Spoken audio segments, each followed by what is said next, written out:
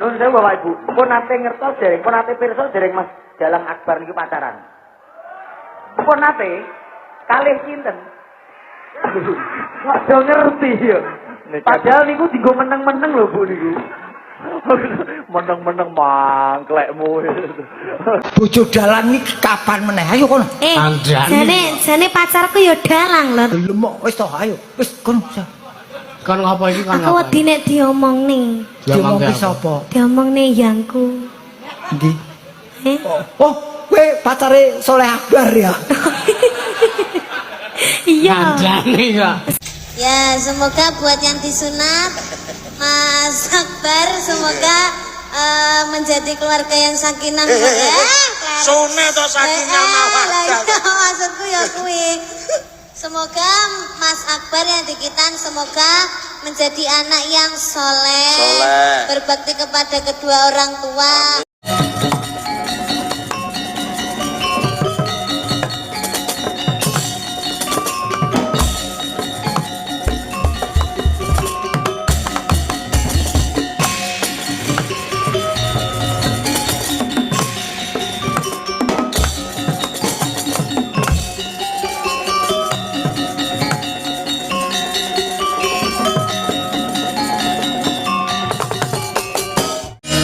Jabat nganggo pedang Kiai Samber nyawa oncat nyawamu tameng yudha ndi Priyotrata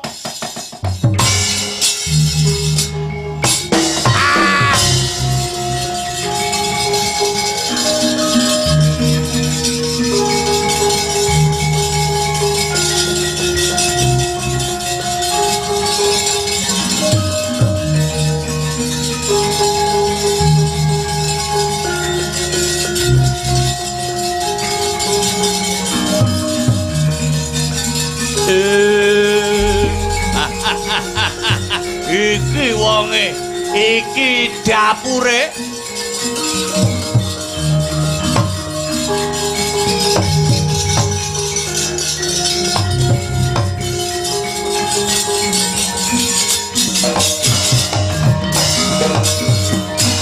Yaksa Guru upane sedeng alendra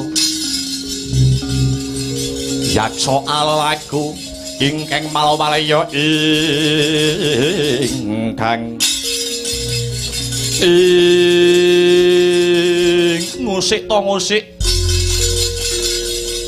iki sapa iki wanuh-waning ngrusak kayuwanan katentreman ana negaraku negara Magoda kene jenengku Jara Sanda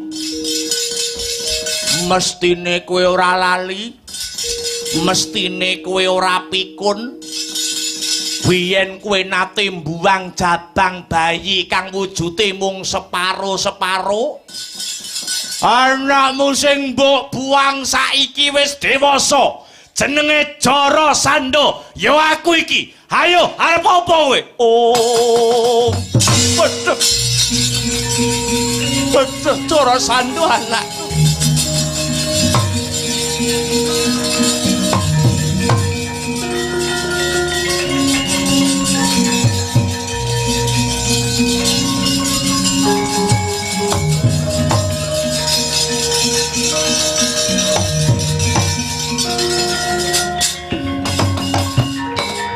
oh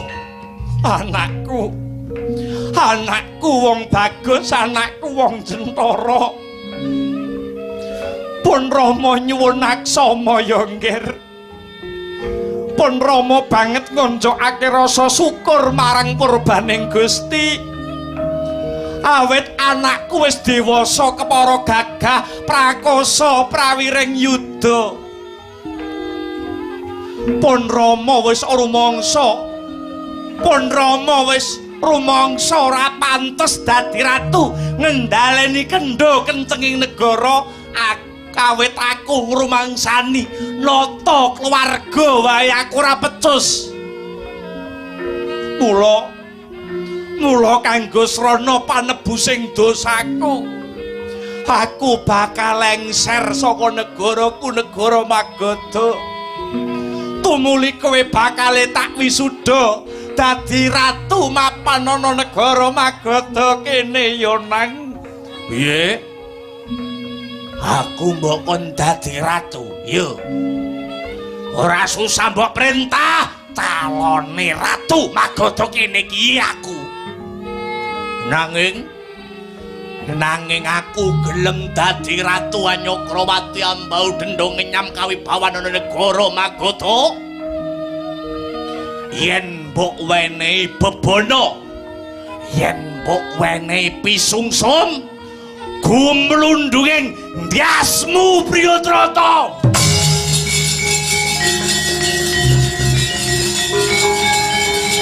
Hey!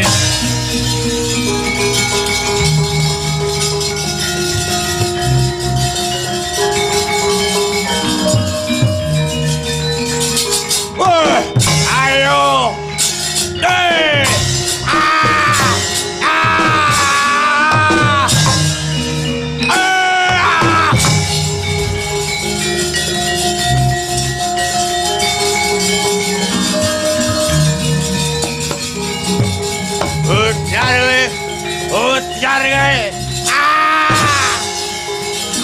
Apa bajingan gue?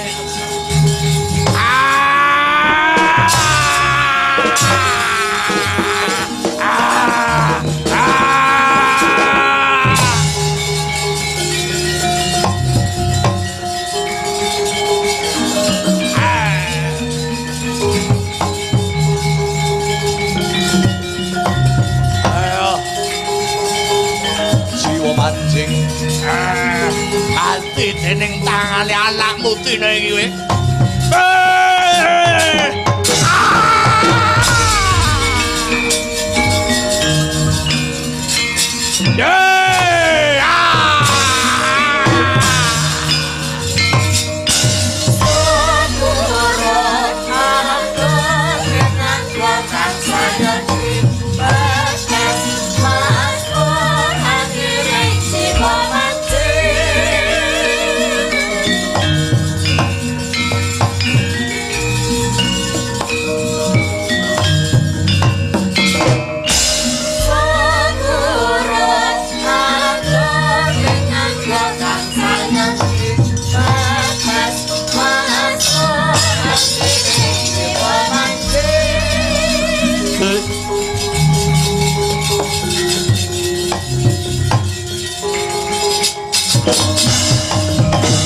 Modiar kowe wong tuwa ora urus. Tak beset kulitmu dadi swalang-walang kowe. Kulitmu dina iki bakal tak dadekne tambur. Tambur mau tak jenengke tambur Kiai Gurnita. Tambur Kiai Gurnita mau bakal tak papanake ana Gunung Setyaka. Sapa wae sing mlebu ana ing wilayah Magadha, tambur kuwi mau bakal muni dhewe tanpa tinabuh. Iki Ratu Anyar. Ratu Anyar Magadha dudu Priyadrata Jarasandha.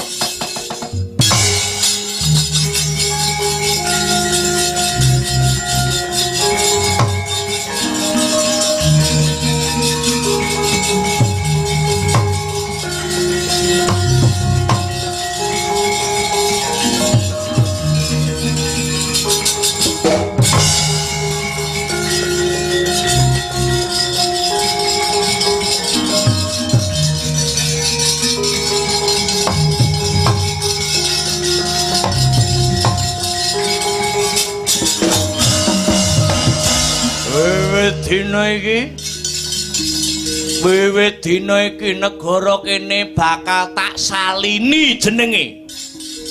Bakal tak ganti dudu negara Magadha nanging negara Giribajra, tegese kekuatan kang gegirisi. Manut welinge mbokku Nyai Jara, kabeh kawulaku ing negara Giribajra kene wiwit dina iki kudu nyembah marang Sang Hyang Ludra ya Bathara Kala. Lan uga manut dawuh pangandikane Nyai Jara ibuku. kanggo srana langgeng lan kuncarane anggonku dadi ratu mapan negara Giribajra kene. Wiwit dina iki aku kudu mbekakak Bleh ndase ratu satus negara kinarya wujud bektiku marang Sang Hyang Kala sesembahanku. Upacara kuwi sinebut sesaji ludra. Kanthi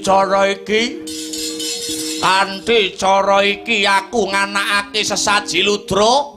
Jarasandha bakal iso nguwasani jagat raya. Jarasandha bakal iso ngrangsang bumi.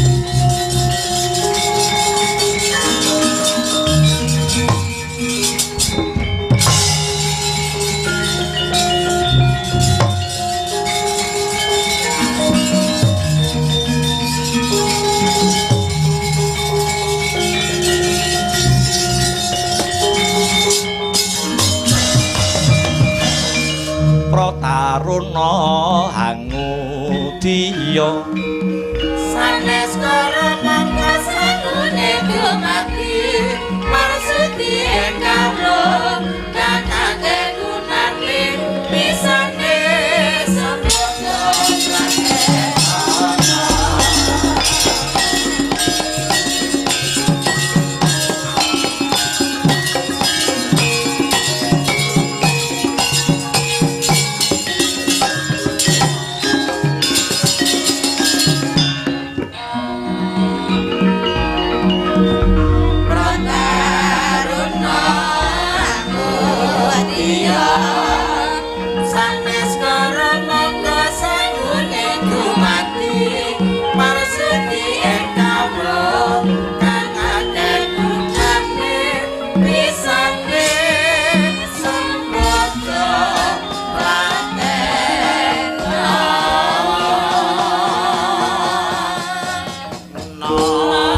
dados mekaten larah-larahipun critanipun laire Jarasandha Yayi. Menawi si Jarasandha mboten dipun pejahi tartamtu badhe damel rerisak wonten Madyapada. Duh Koko Prabu pranyata wengis lan kejem ingkang dados pakarti saha tumindakipun Prabu Jarasandha. Punapa malih kagungan gegayuhan bekakak ratu satus nagari. Nuwun inggih pranyata kados mekaten kawontenanipun Yayi. Tur malihipun upamiya Prabu Jarasandha niki mangke para Pandhawa mboten saged nyirnakaken ateges sesaji Rajasuya mboten badhe kelampahan. Duh, lah kok kados mekaten liripun kados pundi, nalaripun kados pundi Duh Koko Prabu. Duh, mekaten. Awit syarat ingkang angka kalih lumadining sesaji Rajasuya, upacara syukur sesaji Rajasuya kedah dipun rawuhi ratu saking 100 negari. Kedah dipun rawuhi ratu 100 negari. Duh, piye carane piye cacakane ratu 100 negari kala wau saged rawuh wonten negari Ngamarta nyekseni upacara syukur sesaji Rajasuya menawi Jarasandha taksih meger-meger urip krana Jarasandha ora wurunga ratu 100 negara kala wau badhe dipun sembelih malah kepara ndadosaken kawuningan ing ri palenggahan samangke Prabu Jarasandha ingkang anggadhahi gegayuhan kepengin ngrangket ratu satus negari punika sampun sembada Prabu Jarasandha nyepeng utawi ngrangket ratu cacah 97 negari tegese kurang telu ingkang mapan wonten ing pakunjaran negari Giri Bajra. Duh mekaten Duh Koko Prabu nuwun nggih alakar kasinggihan kalebet paman ing negari Pancalaradya Paman Drupada kang sarta Eyang Wirata Eyang Mangsahpati ugi sampun mlebet wonten pakunjaran.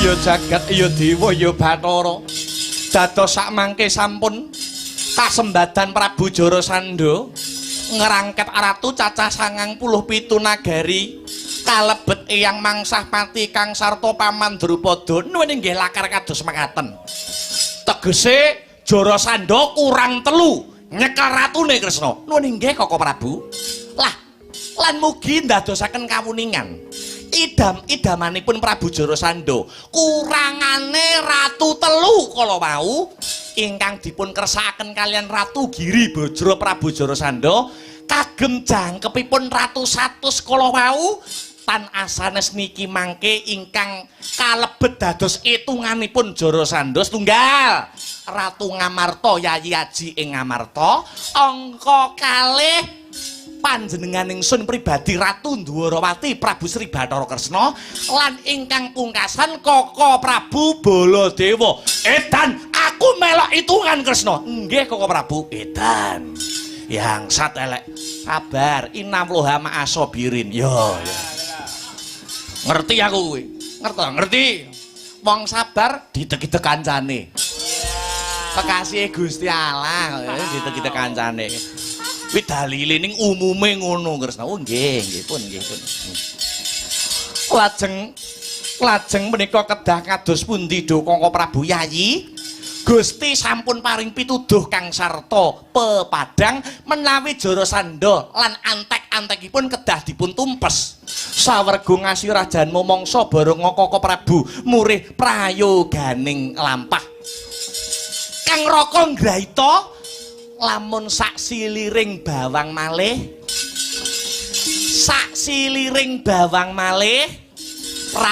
prajurit antek-antekipun Jarasandha badhe dumugi wonten ing tanah Jawa mriki ngebak peperangan ratu 3 kala wau badhe karangket. Aku ora wedi Kresna nuwun inggih pramila saking menika menawi paduka Yayi Aji Ngamarta pasrah dumateng kula Dara piye prajurit Ngamarta, prajurit Dwarawati, prajurit Mandura dadekne siji ya, Dik. Ya ngestokke dawuh. Ana tetembungan, rukun agawe santosa cerah agawe bubrah. Disawijikake kanggo nranggulangi kalamun iki mengko ana bobol boro ing perkara, kalamun iki mengko prajurit negara Giri Bajra wis ngancik laladam tanah Jawa. Gandanya sekara kehadung.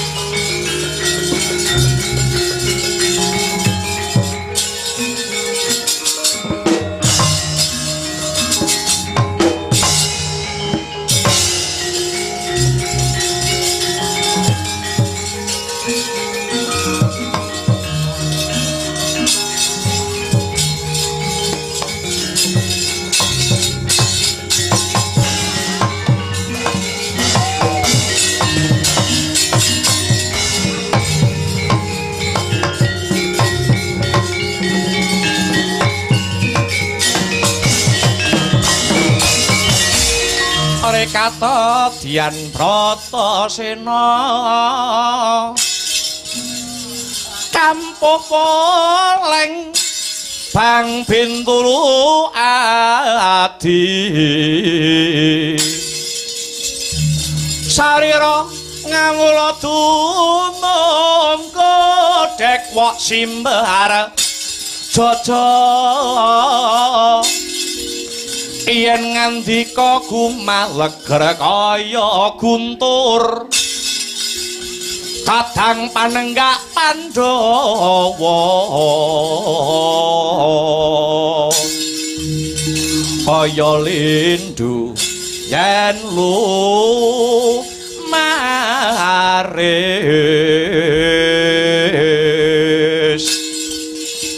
anakku kabeh Antareja Gatotkaca lan kuwi Antasena wonten dawuh Rama Kyai wonten dawuh Rama Kyai ana dawuh mapa be babe para gagi rungokno dina iki ana pakaryan kanggo kowe kabeh manunggala dadi siji kelawan barisan Ngamarta Dwarawati lan Mandura amarga sajake Ngamarta bakal ana pasulayan iki mengko bakale ana satru trubusaning wungsuh ingkang bakal ngugak katentreman negara Ngamarta Dwarawati kang sarta Mandura ing sedya bakal ngerangket pepundhenmu ya kuwi marep kakangku Puntadewa pepundhenmu Dwarawati lan pepundhenmu Mandura nuwun inggih mangestaken dawuh manunggal kekuatan kelawan prajurit Dwarawati lan Mandura kowe dadi bocah nom-noman aja nganti duweni pitakonan negara wis menehi apa karo kowe nanging pitakonane genti diwalik kowe dadi bocah nom wis labuh apa karo negaramu lho nggih mangestaken dawuh sedika ngestake dawuhmu be budal dina iki muga antuk pengasih saka Gusti ingkang Maha Asih waton lamnang nyekel gaman aja nganti tundha Bima aja nganti kaya bocah cilik kang dadi lagumu Antareja Gatotkaca lan Antasena nggih amit madal pasilan sang apati sigra mranata baris nyawiji kumolong dampyak meregut lampahe binarung krapyak watang agatik ku melarang bagi soraeku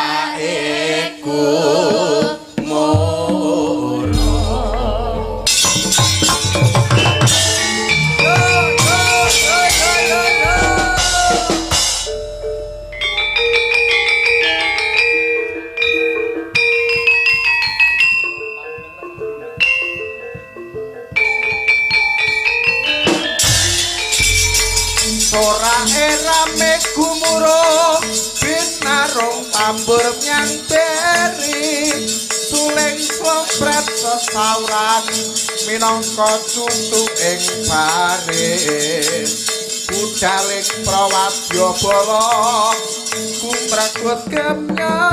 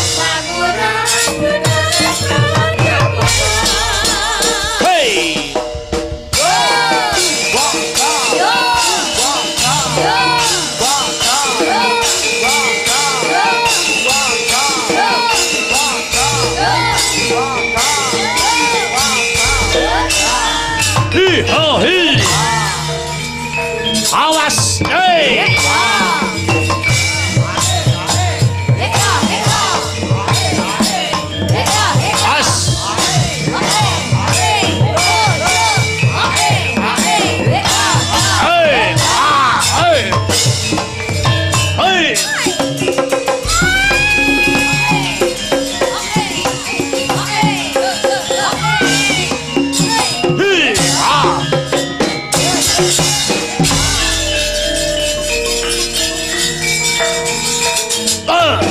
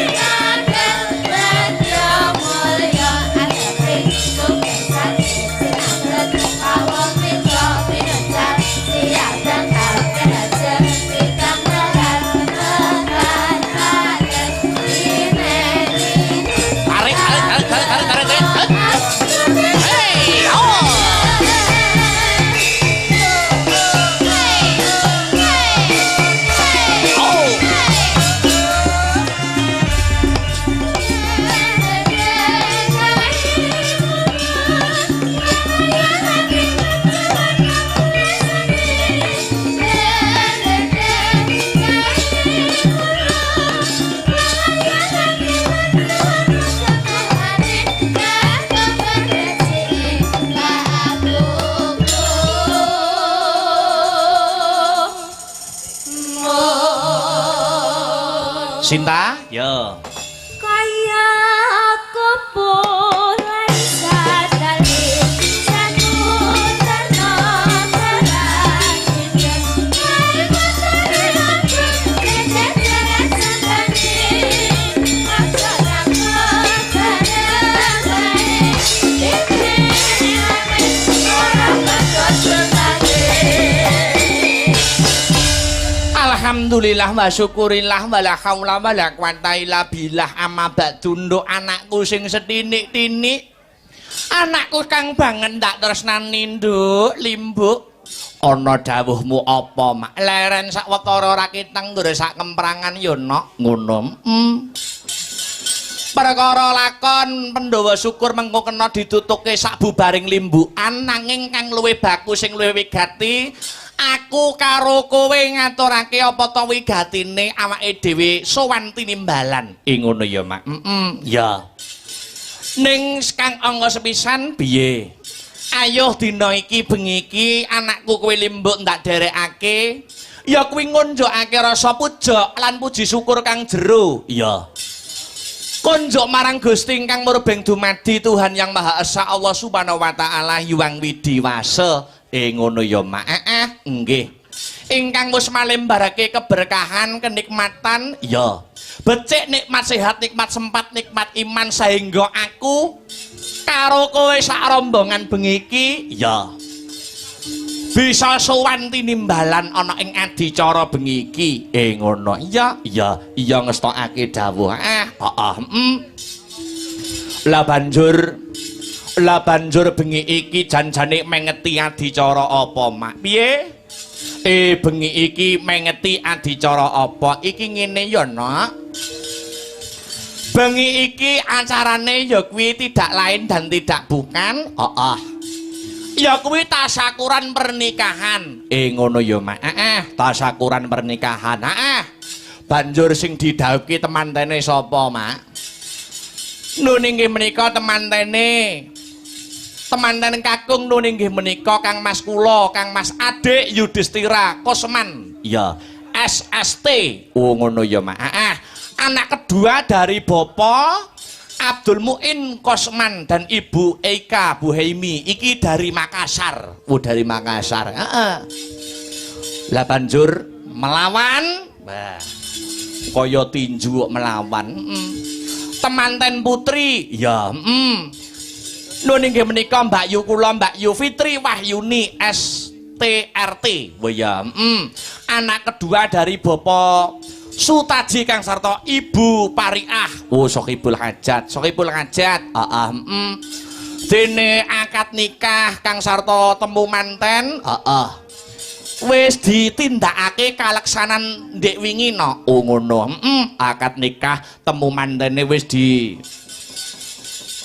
tindakake wingi tanggal 8 Oktober ya ana ing gedung wanita ngono ya mak lah iki banjur Bapak Sutaji Kang sarta Ibu Pariah acarane bengi iki mung kari rupian-rupian seneng-seneng hiburan menghibur tamu undangan menghibur keluarga besar dulur adoh dulur cedhak dikelumpukke bengi iki manunggal dadi sawiji ya nonton hiburan Kang sarta ndongake pinanganten kekarone ngono Kang wis kasembadan pinala kramakake ya mak pancen bener kaya mangkono ya bola awake dhewe wis sak pantese lamun ngaturake panuwun ingkang tanpa pepindhan kok nak ora iso matur apa-apa aku Kang sarta kowe sak rombongan sowan ning kene aku makili rombongan ora iso matur apa-apa kejaba mung mengucapkan terima kasih yang sangat banyak kanggo keluarga besar Bapak Sutaji Kang sarta Ibu Pariah Sagutrah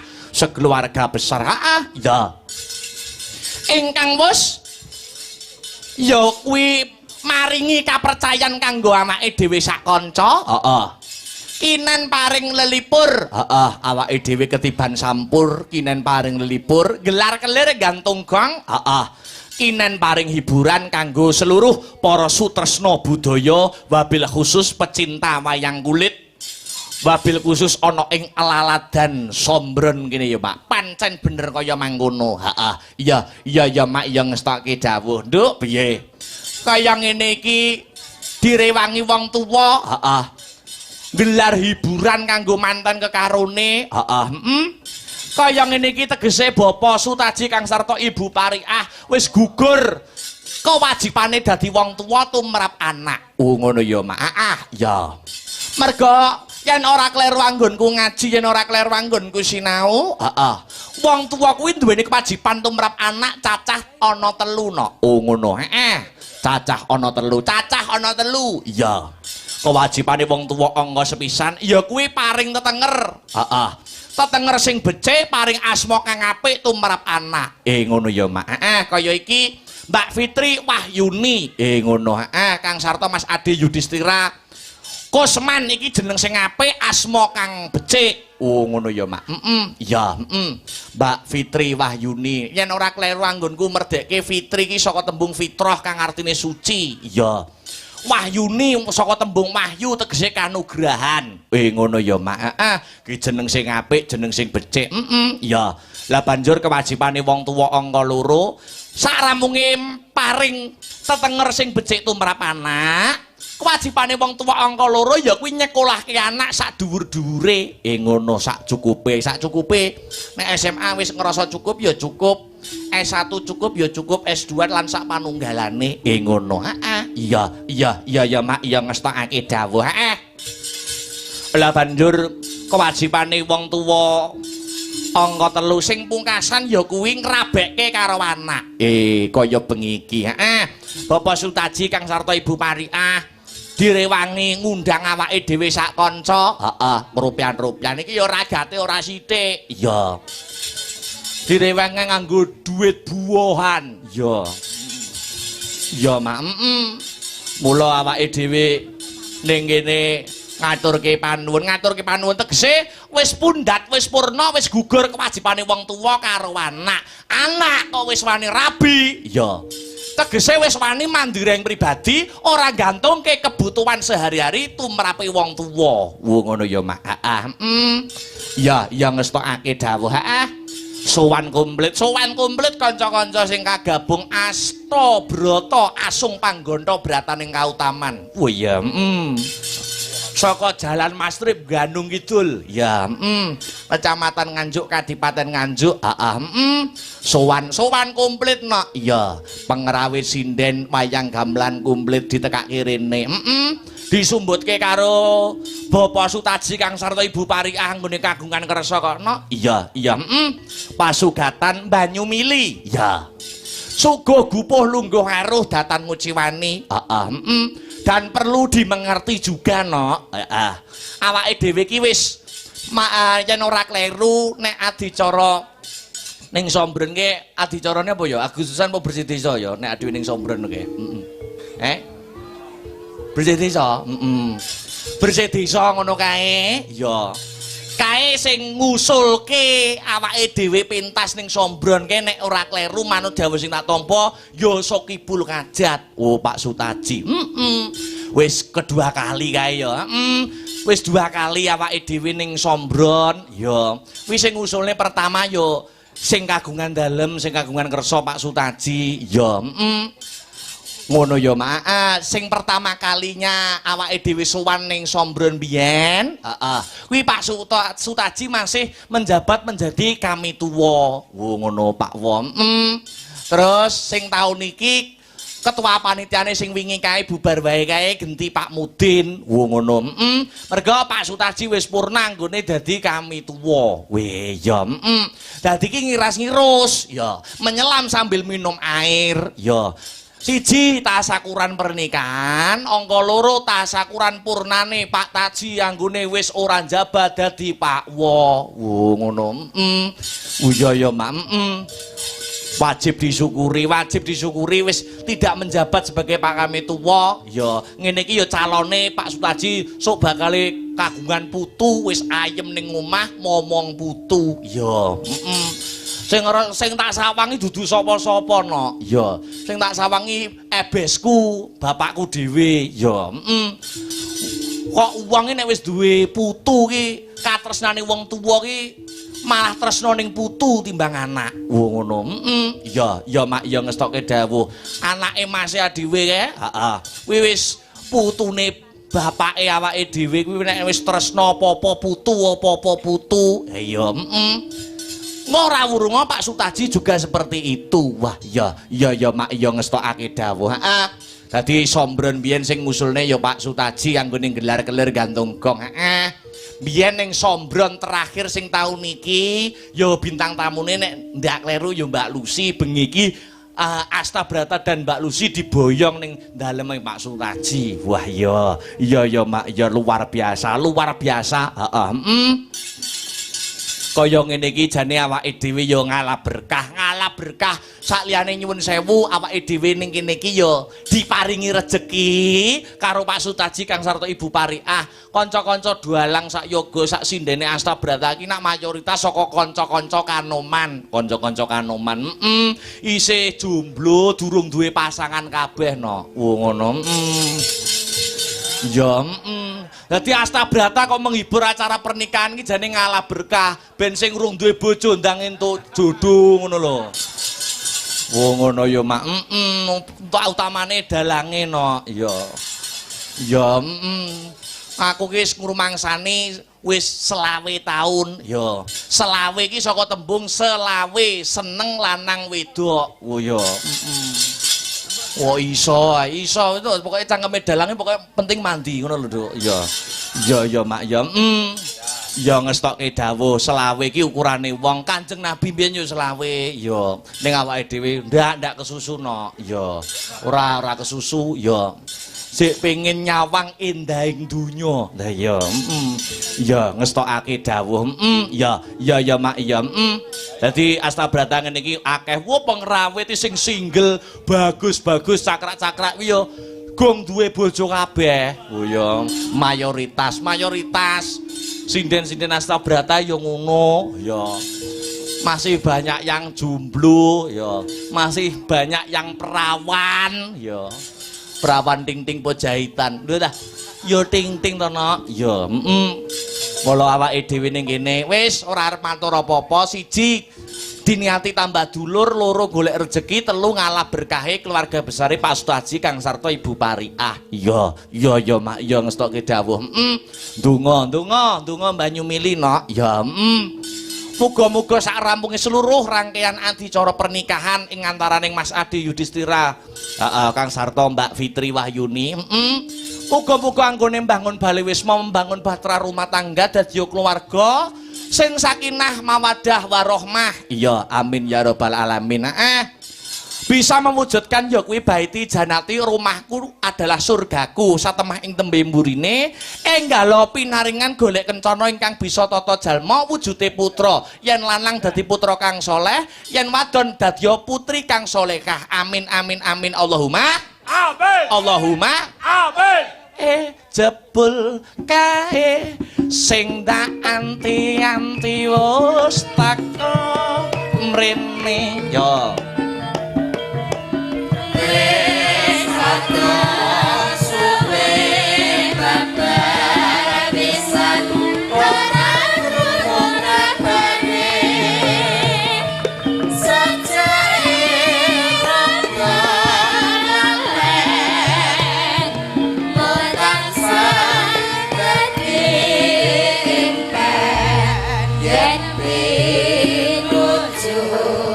Gegep hati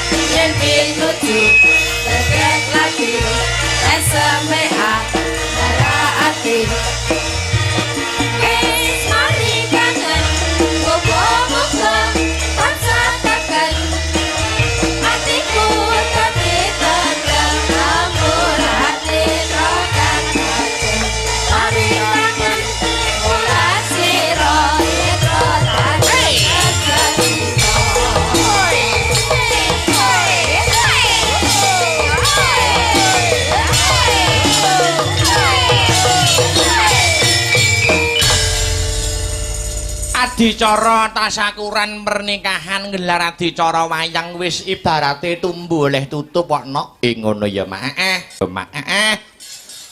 Wayang saka lingganing tembung wajib sembahyang. Ngono.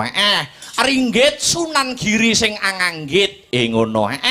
Layan dalang saka tembung ngudal piwulang sing becik, piwulang sing utama diwedharake lumantar media wayang. Ngono ya, Mak. Dadi apa wae lakone, apa wae ceritane sing dikelirne ning dikelirne pentas karo dalang kuwi ceritane mesti ya kuwi nyeritakne tumrap kabecikan ngajak menungso supaya tumindak sing apik duweni budi pekerti sing luhur. Ngono.